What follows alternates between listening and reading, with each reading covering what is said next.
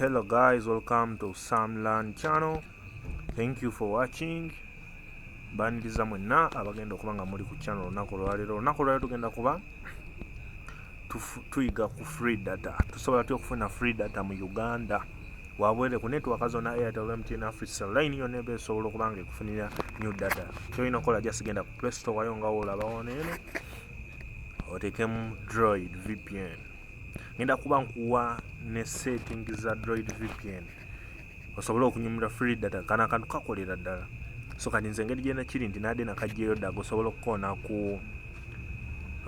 ku download kaba kajja kuba ka downloadinga kajja kutwala like 5 MB zokka kajja kuba kasobola okudownloadinga bakayita Droid VPN. Ngenda kuba nkuwa ne settings zaako. Manya abamu baddeyo ne babafera ne babagamba ate tekakola mbu ate kakola, abamu ne batabawa settings. Enzo nakola leo ngenda kuba nkutuusaako settings zonna eza Droid VPN osobola okuba nga ozifunira ddala. So oba omaze okudownloadinga Droid VPN kugambye egenda kutwalako like 5 MBs. Gikonemu jangu wano mu kusooka wano nga wakagiteekako weetaaga osooka okubeerayo like 5 MBs ng'oziinako. Oba ozifunyeeko ng'oziinako ogenda kugenda wano okone ku sign up for free. Droid VPN eri so good era ekolera ddala bulungi nnyo. So kati wano ogenda kuteekamu username yo. Username osobola okuteekamu like Samuel1 nga wenkulaga wano eno. Wano osobola okucreatinga password, oteekamu password yonna gy'oyagala.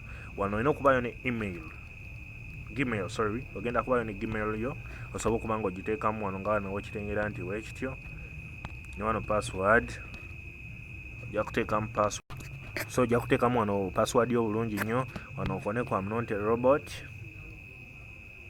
babe nga bakakasa then okole ku sign up.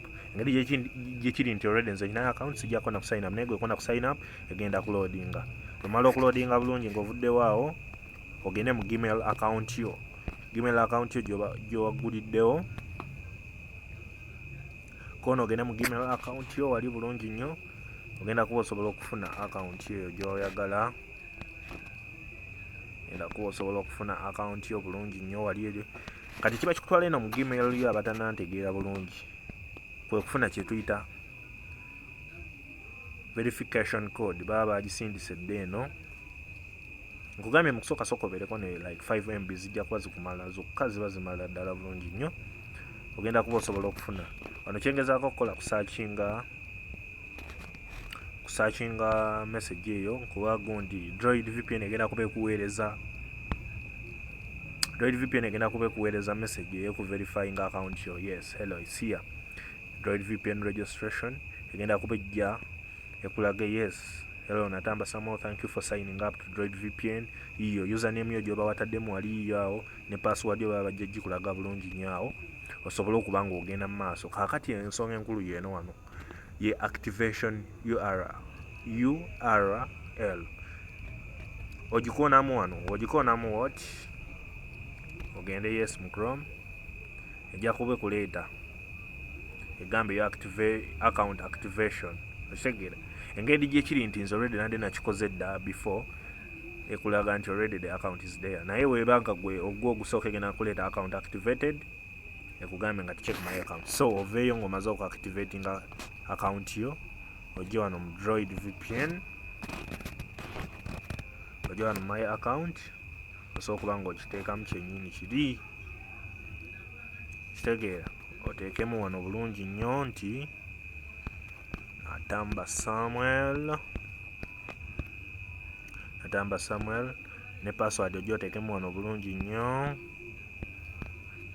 Teekamu bulungi nnyo wano what okone ku save. Naye era awo Droid egenda kuba tennatandika kukola. Olina okujja wano mu settings. Ojja mu settings ojje wano wali UPD settings. Waliwo kye tuyita remote UPD port oteekemu 8 nga wokiraba awo. Ojje mu local UPD oteekemu 8880. Omala okakase nti eno UPD port testing ogitaddeko bulungi. Okakase nti ne auto port scan nayo kweri bulungi. Ojje wano mulimu normal mode 1 ne compact V2 olondeko wano mode 1. Ojje wano mu UPD mode setting oteekemu number 1. wano mu R account oteekemu number 11 oveeyo bulungi nnyo kasenti settings obulungi zonna ozitaddemu then ojje wano okomeo ku droid yo wano eno egenda kuba ekolerawo sometimes weba wakagigulawo etakingamu some time naye nga eba egenda connectinga very well so kano gigezaako wesigala nga egamba nti server full gwe topowaawo ino gisigalako eba egenda connectinga very well